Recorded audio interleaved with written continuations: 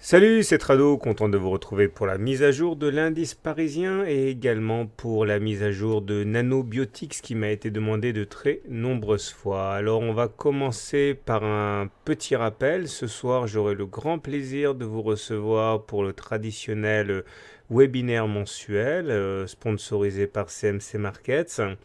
N'hésitez pas à vous inscrire, on sera encore très nombreux. On l'est déjà en fait. Et vous pouvez vous inscrire jusqu'au dernier moment, n'hésitez pas à le faire. Le lien est sur le blog. Le thème du jour sera l'utilisation du MACD, mais attention, l'utilisation sérieuse, hein, pas celle que l'on vous sert généralement.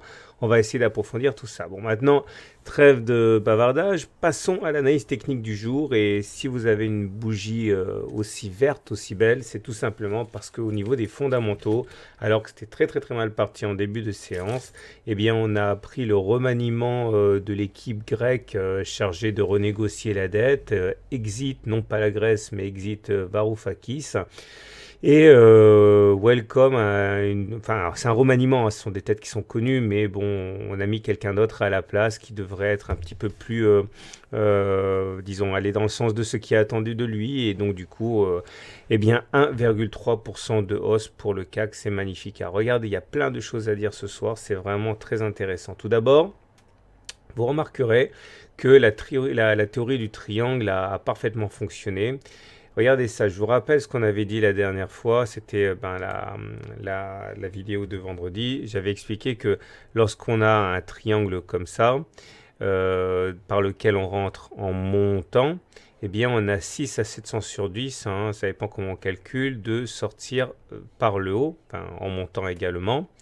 Et on a plusieurs façons de tracer l'objectif. La première façon, c'est d'aller chercher le point le plus haut du triangle. La deuxième façon, c'est de tracer une parallèle par rapport au côté bas et qui prendrait appui sur des points d'accroche, hein, de l'oblique montante.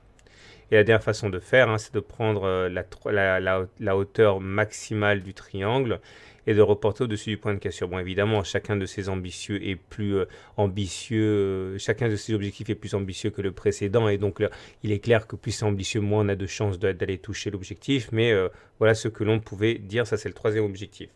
Alors, il est évident que par contre, si on casse par le bas, bah, c'est la même chose, mais on doit d'abord aller chercher le point le plus bas et puis ensuite tracer un canal vers le bas, etc., etc. Donc si j'en parle, c'est parce qu'on a vraiment eu droit à la totale aujourd'hui. Tout d'abord, comme vous pouvez le voir, on est sorti par le haut. On clôture ici, donc on est sorti par le haut, donc conformément aux statistiques. Mais regardez ce qu'a fait le CAC, petit coquinou. Il est venu chercher quand même, dans un premier temps, eh bien, l'objectif bas. Mais finalement, c'était une fausse sortie parce que la vraie sortie, elle a eu lieu par le haut. Et on est allé chercher tous les objectifs, enfin presque. Premier objectif, c'est d'aller chercher le point le plus haut du triangle. Ok, bon, c'est fait là. Entre-temps, on est allé chercher également le canal, ici, que l'on obtiendrait en traçant une parallèle par rapport à ce point d'accroche là. On est allé le chercher. Il ne reste plus que le dernier objectif. Alors je ne sais pas du tout si on ira le chercher, mais c'est bien parti pour. Je vous rappelle, hein. Pour plus de détails, regardez la vidéo de vendredi soir, hein. Vous prenez la hauteur maximale de la figure, vous reportez au-dessus du point de cassure. Voilà, ça voudrait dire aller chercher les 5340. On verra, mais en tout cas, 2 objectifs sur 3 qui ont déjà été atteints, c'est pas mal. D'autant que la clôture n'est absolument pas fortuite, hein, elle était au contraire, elle est très significative. D'abord, on est venu décrocher le SAR. Alors, on l'a vu à plusieurs reprises, hein, le SAR qui croise le SAR qui est cassé à la hausse donne d'excellents résultats, de meilleurs résultats que celui qui casse à la baisse, hein, depuis que le QE est entré en action. Et ça y est, le SAR vient d'être cassé à la hausse, donc ça c'est haussier. On remarque également qu'on est venu tester une fois de plus le bas du canal noir. On a rebondi sur la moyenne mobile à 20 séances. Une fois de plus, notez comme la moyenne mobile à 20 séances n'a pas été cassée en clôture, j'ai bien dit en clôture, depuis le début du QE. Regardez, le QE c'était là. Après, on est passé au-dessus de la M20 et on n'a pas clôturé en dessous depuis, hein. Donc c'est vrai que le jour où on clôturera en dessous, on aura une véritable alerte, mais ça peut être effectivement intéressant à suivre. Donc voilà, j'aimerais terminer avec une dernière chose, c'est le non-croisement M7-M20. Alors regardez, ça c'est la moyenne mobile à cette période. Et ça, c'est un web mobile à 20 périodes. J'ai fait un e-book là-dessus, hein, si vous voulez en savoir davantage. En gros, voilà ce qu'il faut retenir. Lorsque vous avez, eh bien, comme ça, la M7 et la M20 qui vont faire semblant, voilà la M7 en rouge, voilà la M20 en mauve. Lorsque la M7 fait semblant d'aller croiser la M20 et qu'elle repart vers le haut, ça s'appelle un non-croisement haussier, ok, comme ici. Et c'est généralement annonciateur de fort belles choses. Regardez ici, c'est un non-croisement haussier, hop, ça repart vers le haut. Et si j'en parle, c'est parce que regardez ce qu'on a aujourd'hui, comme par hasard. La M7 a failli aller casser la M20, mais finalement, hop, elle repart vers le haut. Donc ça, il faut savoir. Regardez, la dernière fois que c'est produit, ça s'est produit ici. Voilà, donc ça a l'air pas mal. Et j'avais dit également lors de mes précédentes vidéos que j'adoptais un biais neutre jusqu'au moment où on casserait le SAR et on sortirait de la fourchette d'Andrews bleu. Alors j'aime bien attendre une bougie de confirmation. On va attendre la bougie de confirmation pour la cassure de la fourchette d'Andrews bleu. Mais bon, a priori, c'est bien parti pour être cassé par le haut cette histoire. Et si c'est effectivement le cas, l'objectif serait de rejoindre, ça j'en parle dans mon e-book sur les fourchettes d'Andrews, serait d'aller chercher le point haut ici, hein. Bon, on reviendra sur ça éventuellement demain. Voilà, donc c'est très très bon. Les indicateurs techniques, bah, pas grand chose à dire, hein. Si ce n'est que le RSI, j'avais posé une oblique sentinelle ici qui a été cassée vendredi. On a confirmation avec la cassure de l'oblique équivalente sur le CAC. Volume, bon, du même ordre que d'habitude. Regardez l'OBV, la divergence OBV qui a été invalidée. C'est pour ça que je vous dis toujours, hein, les divergences, qu'elles soient haussières ou baissières, ne sont pas suffisantes à elles seules pour entrer en trade. Ce sont des alertes, hein. Donc, regardez, ça s'appelle une invalidation. On avait une divergence haussière, enfin, pardon, baissière, parce qu'on avait fait des plus hauts sur l'OBV, mais pas sur les cours. Bah, regardez, maintenant on a fait plus haut sur l'OBV et plus haut sur les cours. Donc, la divergence baissière cachée est annulée, alerte levée. Voilà, je vous dis à tout à l'heure pour le webinaire gratuit consacré au MACD et à tout de suite pour Nanobiotics.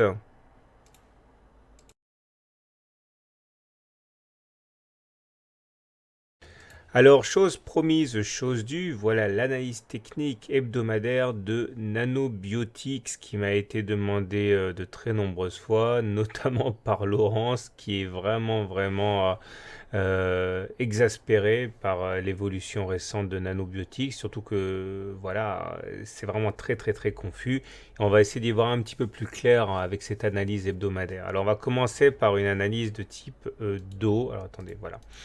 L'analyse de type d'eau nous montre que, eh bien, il semble bien qu'on soit en tendance baissière. Voilà pourquoi. Regardez.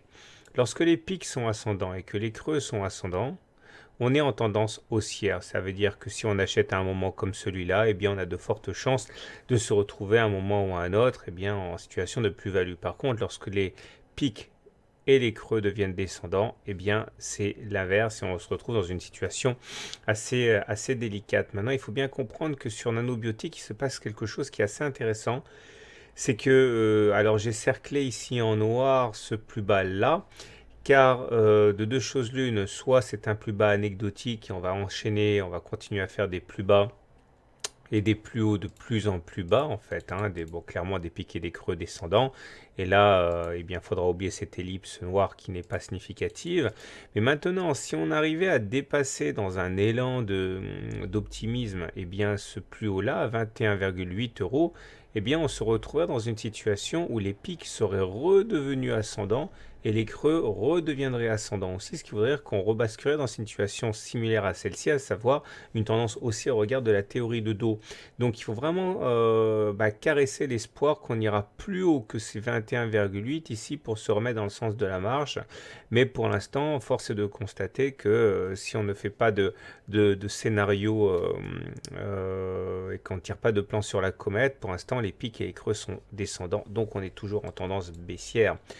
Alors maintenant, si on regarde l'analyse de type Ishimoku, là, la situation est beaucoup moins claire parce que, en fait, comme vous pouvez le voir, nous sommes à l'intérieur du nuage. Le nuage, c'est la zone qui est bleue ou verte, etc.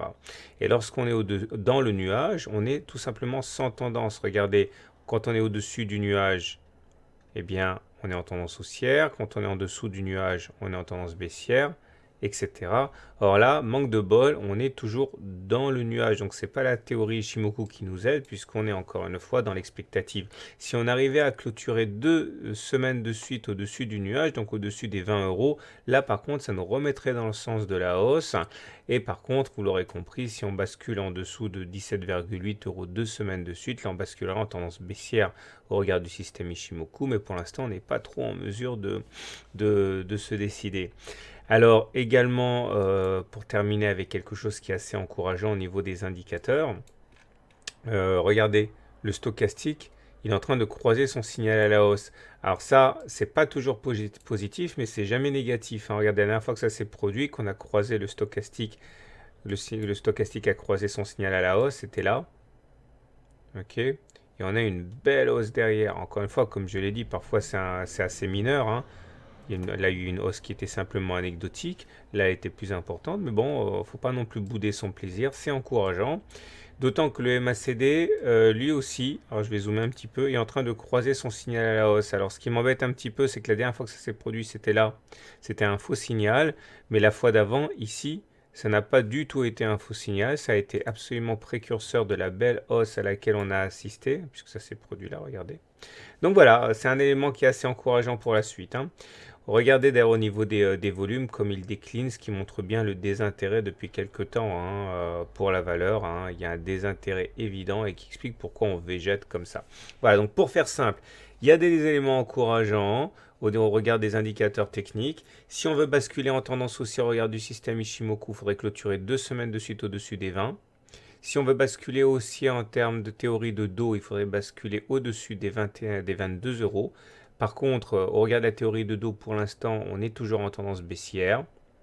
Alors que pour basculer en tendance baissière au regard du système Ishimoku, il faudrait passer en dessous des 17,9 euros. Voilà ce qu'on pouvait dire. Alors en bonus, une petite analyse journalière, même si j'aime pas du tout faire ça sur des petites valeurs comme Nanobiotics, parce que c'est très très manipulable. Mais voilà, encore un élément encourageant. Bon, vous retrouvez ici l'idée sur laquelle on est dans le nuage. Regardez, hein, il y a eu des fausses sorties au-dessus, en dessous du nuage. Regardez, là, il y a une sortie hors du nuage, mais je dis toujours, hein, il faut une bougie de confirmation. Et là, vous voyez bien que la bougie qui a suivi n'était pas une bougie de confirmation. Au contraire, on est retombé dans le nuage, donc sans tendance. Là, pareil, séance du 24, on est sorti du nuage, mais on n'a pas eu de bougie de confirmation aujourd'hui pour la tendance baissière. Au contraire, on réintègre le nuage. Donc, vous voyez, on souffre actuellement. On est dans le nuage, on est sans tendance. Mais la dernière fois qu'on a clôturé 2 fois de suite au-dessus du nuage, c'était là, pouf, pouf, et derrière, hop, c'est monté. Donc voilà, ça aussi c'est un élément qu'il faut prendre en considération. Surveillez bien le niveau des 20 euros une fois de plus, hein, puisque c'est un petit peu le juge de paix entre la tendance neutre et la tendance haussière. Voilà. Que dire d'autre? Ah oui, je reviens rapidement à du chartisme là. Regardez, si on trace ici une oblique, on comprend ce qui bloque, hein. Donc il serait vraiment intéressant de casser cette oblique par le haut, donc les 21 euros, parce que là ça libérerait un potentiel aussi important. Si on libère, si on trace le triangle jusqu'au bout d'ailleurs, on voit bien l'enjeu, hein. C'est ce qui s'est passé actuellement sur le CAC, hein. Donc une cassure du triangle par le bas entraînerait une explosion baissière. Une cassure par le haut serait vraiment très intéressante pour les actionnaires, mais pour l'instant, voilà, on est congestionné à l'intérieur de ces grands triangles. Et là, c'est pour ça qu'on a du mal à prendre une direction. Voilà, je vous souhaite une bonne soirée, je vous souhaite de bons trades. Si vous découvrez mon travail et que vous découvrez l'analyse technique, envoyez e-book gratuit à tradosorgmail.com et je vous enverrai mon livre d'analyse technique gratuit par email avec la vidéo exclusive de 25 minutes, les exercices corrigés. N'oubliez pas non plus de vous inscrire à la newsletter gratuite pour ne pas oublier les mises à jour lorsqu'il y aura une mise à jour sur Nanobiotics. Et enfin, je vous invite ce soir à vous inscrire à la conférence en ligne gratuite que je donne, au webinaire, hein. C'est complètement gratuit et c'est consacré au MACD, hein, cet outil dont j'ai parlé tout à l'heure. N'hésitez pas à me rejoindre. Ça pourra que vous faire du bien si vous débutez l'analyse technique. Voilà, inscription sur le blog. À tout à l'heure pour la mise à jour.